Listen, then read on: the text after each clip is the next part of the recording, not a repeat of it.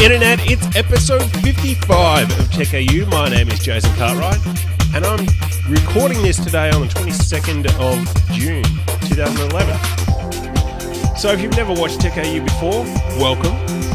This is a show where I give you the rundown of the top tech stories of the week from not only Australia but around the globe. So this week I want to kick it off with an internet-related story, funny enough, and that was the internet body ICANN, who controls domains, have announced or have approved the registration of additional TLDs. So if you don't know what a top-level domain is, it's the bit after the URL, the address. So your .coms, .nets, .orgs, all that is basically the TLD. So ICANN have approved for late 2012/13. Some new domains can be released or purchased. So the way this would work is a company would apply, and I say a company because it's $185,000 US to register a TLD. So it's probably only going to be companies, not individuals, that register these TLDs. So, and it's not going to be everything. You would have to apply and get that approved. So before your mind races to expletives or anything crazy, just hold up there. Basically, you could see companies like, say, .canon, .nike, all the .coke, a bunch of the different bigger companies that can afford $185,000 on a TLD, and then they could prefix, or basically the address that they will give out could be like 5d.canon, for example.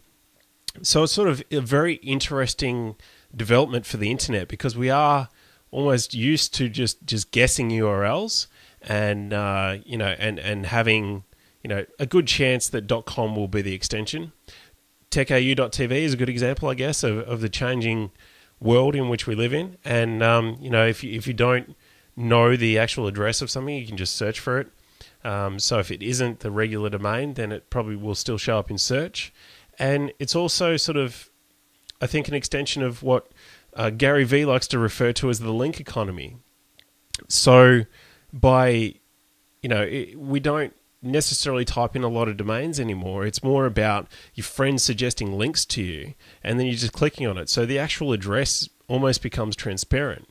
It'd only be if you're on a foreign computer that you had to remember that address and how to get back to it. So if, for example, you knew that Twitter was the source, that you heard about it on Twitter the other day, or you retweeted a link that had that site in, well, you could just log into Twitter and then find, your recently posted tweets, and you could find it that way. So it's a very, I guess, evolving situation or place, the internet.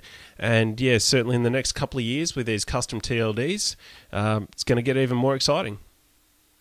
So the next story this week is about the launch of the Nokia N9. So Nokia obviously make pretty good hardware. You've seen some reviews on techAU.tv before about Nokia devices. And this week they announced the N9 has no buttons. So the front is just a sheet of glass, and the way you operate is basically just by swipe gestures. So turning it on, like waking it up from sleep, launching applications, even switching between applications. There's basically a series of gestures that you go through to control the phone. It's not due out until later this year for Australia, or anyway. That they claim all the standard specs, and hardware-wise it looks solid. It looks very similar to an N8, but just I guess a little thinner. It comes in a few different colours, like a blue, a black, and a pink. So it gives you boys, girls, and in between. Personally, I like the black the best, but it's 3.9 inches. It's got, checks all the boxes in terms of core apps. They ship a lot of stuff with it that you'd normally, I guess, have to race to the appropriate marketplace to download. Facebook integration, Twitter, Skype, a whole range of applications come preloaded. Browsers HTML5 compatible. So what's the bad side? I guess the downside of it is that it's built on Mego. And that's a platform that's, I guess, going to be short-lived. even if the development team on MeeGo are the most passionate in the world, the reality is that Microsoft have sold Nokia on the idea of putting Windows Phone 7 on their devices. That will happen later in the year. Nokia will ship a device, begin shipping their smartphones with Windows Phone 7 on. And by all accounts, the Nokia market share is, basically decreasing fairly rapidly. So they need to do something pretty bold and pretty dramatic, and the N9 isn't that. It's a good catch-up device, and it's probably been in the works for a while, so they had to ship it. I understand that. But I would not advise anybody to buy this phone. And the reason I say that is because we don't just buy phones anymore. We buy into the ecosystem. So whether you're an iOS fan, or whether you're an Android fan, or a Windows Phone 7 fan, you invest usually hundreds of dollars into apps on these devices. And while this phone comes with a fair few apps preloaded, there's just not going to be the market penetration for developers to be building their apps for this, as well as, they've already got 3 or 4 other platforms they need to build apps for. So I'm sorry, this is just not going to take off in the marketplace. If you only need a phone for 12 months and you can deal with this, maybe. But given that it's going to ship late this year, and then the Nokia Windows Phone 7 phones are going to ship late this year, there's really only a couple of month window perhaps of where this would be Nokia's leading device. So I think it's best to skip on the N9, wait till Nokia ships a Windows Phone 7 device and have a look at that, and have a look at the rest of the market at that point, because by then we'll have iPhone 5. We'll probably have second generation Windows Phone devices, and Android has a new phone every week. So yeah, it's an interesting place and a great place for consumers. There's a lot of choice in the phone market right now. I just don't think the N9 is a good solution to that. So the next item I want to talk to you about is a message from our sponsor. The sponsor for this episode, brand new, very happy to have them aboard, and that is the One More Thing Conference. So I want to tell you about this conference. It's a one-day conference in Melbourne. It's for iPhone application developers, or not just iPhone, iOS developer conference. And they're going to have some industry experts there, guys who have been there and done that, built apps, know what works, what doesn't. Maybe they know where the pitfalls are and point them out so you don't have to make the same mistakes they did. Going to save you a bunch of time. So there's a bunch of great speakers that are in the lineup for the day. You can go to onemorething.com.au right now, check out the list, and you can register for the event right now. So head over to onemorething.com.au and go and learn from people who have had real experience. It's one thing to learn from tutorial online or just experimenting yourself. That's great. But really, if you want to know what works in building an app, what's successful in the App Store, then go and have a listen to these guys talk. Get involved in the community of other developers in Australia who are building fantastic products. That's, I think, a great place to be if you're wanting to make a career out of doing this. And, where those career opportunities lie, you'll find all that sort of great information from this conference. So that is happening Saturday, 13th of August in Melbourne. If you're not in Melbourne, you can take a plane, take a train, take a boat. I don't care how you get there, just get there. And head over to onemorething.com.au. Alrighty, the next story I want to talk about is the Windows Phone 7 Mango update. Basically, a number of reviewers in the US got early access to Mango on a Windows Phone 7 device. The embargo got lifted and they were able to publish their articles this week. So we sent a lot of videos coming out of the new features. I was pretty critical when the Mango update was first announced and they were saying 500 new features. That seemed to be a little bit of a stretch, but in seeing these videos, it's very apparent that there's a lot changing in Mango. And for the better, to be honest. It looks like some great improvements, and it's not due out until like September this year, so it's sort of a bit of a tease, but looks fantastic. I've sat through multiple 10-minute videos of the feature updates in Mango, and there a lot of sites are saying basically there's going to be multiple videos come out over the next week because there is just so many new features. It's hard to demo them all in one video. So that's very exciting for Windows Phone 7 owners because every Windows Phone 7 device on the market right now will get Mango. And it's also exciting for developers that it unlocks new functionality that just wasn't there before, that really, I think a lot of people expected out of the box, but Microsoft got it to market, and now they've got to increment on what's there. So this will be probably the biggest update to Windows. Well, it will be without a doubt the biggest update to Windows Phone 7 since it launched, and we're likely to see, I think, the second generation of Windows Phone 7 devices launch around the same time. So they may be dual-core phones and stuff that come along with the Mango update. But anyway, you can check out more on winrumors.com. That's where I've seen a lot of the great content from Tom Warren. So yeah, check that out. Next up is DisplayPort 1.2. This is a little bit of a geeky story, but if you have a spaghetti cable mess behind your home entertainment system, then you'll understand about HDMI and the limitations of sending video and audio across distances may or may not have come up for you. Certainly in bigger installations, maybe in corporate environments, you'll hit that limit of running, either a VGA cable or even a HDMI cable over a certain length, maybe over 10 meters.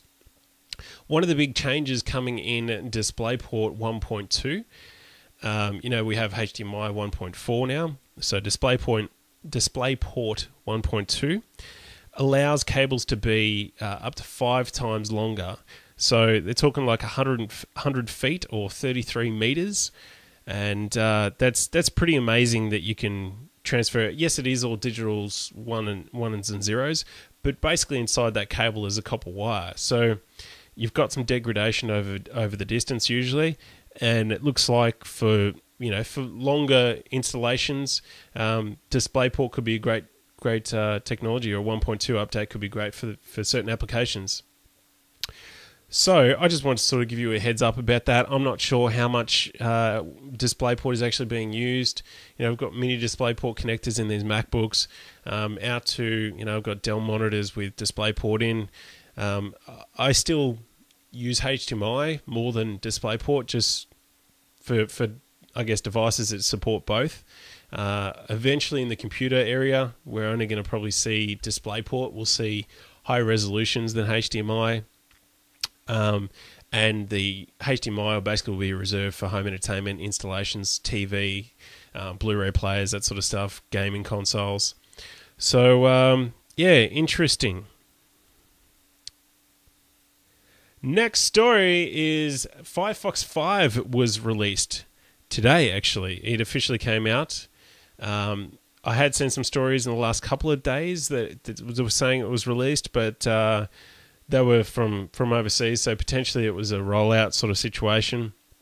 I did, every time you see a release for a new browser, you go to the download site and try and get the latest version and see what's new. I did that with Firefox 5, and it's better, maybe. It's an interesting place for browsers right now. Chrome has certainly established itself as a viable competitor, and a lot of people are moving to Chrome from Firefox. Firefox basically was still, it became the old IE6, if you like, slow, sluggish, and not so much compatibility issues, but certainly speed-wise and plugins and stuff was just a bit of an issue. And so Chrome sort of overtook it in a lot of people's mind share. And so whether you're, using Chrome, IE9, or Firefox 5, you really, any of these modern browsers are all great and super fast. It's really almost like a religious war at the moment, like just whatever your personal preference is. And I happen to really like IE9.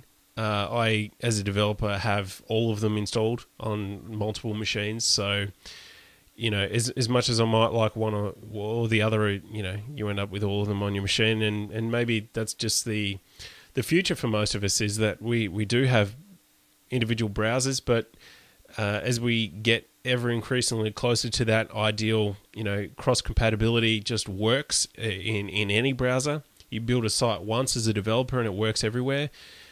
maybe that's HTML6 now because HTML5 is still a little spotty in what each browser supports. But yeah, I don't think browser really matters so much anymore. There's some features out of each that I like, so you end up choosing all of them, I guess, is my analysis of the browser market right now. But if you are a Firefox fan and you're on 4, definitely 5 is an upgrade. You'll get a bit of a speed bump. There's a couple of new features, a new UI. It's been in beta for a while, so I think those people who were keen on Firefox 5 would have already tried it out. I'm not aware of any push date for existing users. I don't think they're automatically going to be upgraded from 4 to 5. So yeah, just if you're a Firefox fan, go and get it. Get Firefox.com. So there you go. Next story is kind of something we'd all really forgotten about, right? The internet filter. So this is Conroy's big plan to save the kids and save us all from rubbish online and keep us all safe, right? So effectively what happened was it was announced last year. Everybody got out of control, crazy upset about it, and to be honest, I was one of those people who was just really passionate and, the government can't do this and so many issues with it and speed and over-blocking and under-blocking and the whole 9 yards. To be honest, I grew tired of the whole debate and, I guess a core part of that was the fact that it wasn't being heard. None of what we did seemed to be impacting the government's decision. They proceeded with it anyway. What was an outcome last year was that Telstra and Optus both, or Big Pond and Optus if you like, announced that they'd voluntarily support the filter. So that's not because government are enforcing it, but they said, hey, we think you should be using it, and they said, okay. So we're pretty much 12 months on from that point now, and the news today, news.com.au, published a story, and we're like a month out from it being implemented on Big Pond and Optus. So unless something significantly changes between now and then, that's going to happen. We're going to have our internet filtered, and I guess we'll see. If that happens, we'll see if everything we were worried about comes true, and if it does, maybe they switch it off, and if it doesn't, maybe the end result is we don't even know it's running. So it's a bit of a wait and see, I think. And I've sort of calmed down or got bored and tired of the whole issue. And it's going to happen pretty much whether we like it or not at this point. I'm not sure whether you can opt out as a customer, but that's pretty much like saying if it was a porn filter, I want to look at the porn, please, Mr. ISP. So it's a little bit of an interesting / difficult situation. Yeah, and false positives. You can't guarantee that it's 100%, so you can't just hand a laptop to a kid and go, yeah, you go nuts on that. And I know you can't get to anything. So, yeah, let's wait and see. And I'll definitely give you an update once it ships. I am on Big Pond, so I'm going to be a customer that's has this applied to me. Next story is a wrap-up. The last thing for this week, I want to talk about Dirt 3 and Duke Nukem Forever. These are two games that I've had recently and basically been playing, if not one, then the other, anytime I've had spare, which, hey, hasn't been much, and hence the beard I've been growing is, busy times with constructive and stuff as well. So Dirt 3, first of all, let's talk about that. One of the best, most enjoyable racing games I've played in a long while. And it's not because of like car customization and stuff. Or it's just, it looks good. It's a good driving experience. You can, especially on a big screen, just use the cockpit view and you feel like you're in the car. The physics engine in this is fantastic. Your car doesn't necessarily react when you get damaged, but there is the visual damage. So it's more of a fun experience than like you crash and then it's game over sort of thing. So I had awesome time playing online with a couple of the followers on Twitter, Brad being one of them. And so yeah, it has like basically an infected mode. So you start out, you might be playing 8 cars in the race, and well, not race, but you have an arena one of you starts infected, you go and tag someone else, they get infected, and then it's their job to help you infect everyone else and accumulate points. And yeah, it's just a good, fun experience, that game mode. So if I haven't played you already, I'm techAU on Xbox Live, so join up with me, add me as a friend, and send me a game invite, and might play you in Dirt 3. So with that said, I want to talk about Duke Nukem Forever. This game's a little problematic, to be honest. It is the sequel to Duke Nukem 3D that I played and loved when I was 15, and so I had very heartfelt memories of the Duke franchise and really enjoyed it. I played the hell out of the level editor. That's something that I remember, even though this is 14-ish years ago when I was playing it. So I just poured so many hours into that. I thought it was great. The disclaimer I will give is that I played it on Xbox 360. Well, I bought it on Xbox 360. I pretty much buy a lot of games on 360 for the achievements. I'm about to crack 10,000 achievements on that, in a bit of a competition with Nanopunk as to whether, who cracks that 10K first. Only a few hundred points away now, so it's interesting battle. But I have heard, the reason I bring that up, the platform what I bought it on, is I have heard the PC version graphically and load times is significantly better than the Xbox. So are we starting to see the limitations of the Xbox compared to the PC gaming? It's sort of a question that's being bantered around online, and it's sort of an interesting dilemma as we think about enter the next version of consoles. Obviously, Wii U was announced for Nintendo, so they're into the next version of the console. But yeah, still no news for the Xbox 360 or PlayStation. So getting back to Duke Nukem Forever, it's not a good game. To be honest, I'm sad to say that. I really, really wish that it was, and I wish I had better things to report. But the reviews that went up straight after the game came out were pretty accurate. It's just, there's better shooters on the market, to be honest. There's so many better games. So if you're looking at, laying down your hard-earned cash for this, would you fork out, $90 or $100 for Duke Nukem Forever? I'd have to advise you to go and get something else. Go and buy Call of Duty or some other kind of game. It's just, it uses the same humor that was in it, like when I was 15, and it was funny then. And maybe if I was 15 now, I'd love it and think it's really funny, except for the game's like rated 15 plus. So I suspect that anybody who would find it funny is almost too old for that. So it just has some interesting decisions from the developers why they went that way in terms of storyline, and I didn't particularly enjoy the multiplayer aspect of it. Obviously, first-person shooters on a console, people will say you're an idiot for buying it on 360 in the first place. That's true, although I've played plenty of others and enjoyed them. So controller-wise, that wasn't the issue. It was just, likability. Just likability. And I didn't get that sense of, just being blown away like I was when I was 15 and playing it for the first time. It just felt like they settled on what they had to build. Obviously, had huge development issues along the way, but it felt like they settled a few years ago on what they were actually going to produce, and then it took too long to get to market, and now what they've come up with and delivered is subpar to what we expect out of an experience today. So that's my rundown of Duke Nukem Forever, and if your thoughts are different, then you should let me know. And you can do that by sending an email to jason@techau.tv. I'm pretty much always on Twitter @techau, and hit me up on Facebook if that's your preferred method of social media. So facebook.com/techau. And definitely check out the site during the week. If you guys only see the podcast, I strongly recommend you go to the site. techau.tv is the blog. And props to all the other guys writing articles on the site now. I really just am super thankful for the writers coming on board and writing articles whenever they can.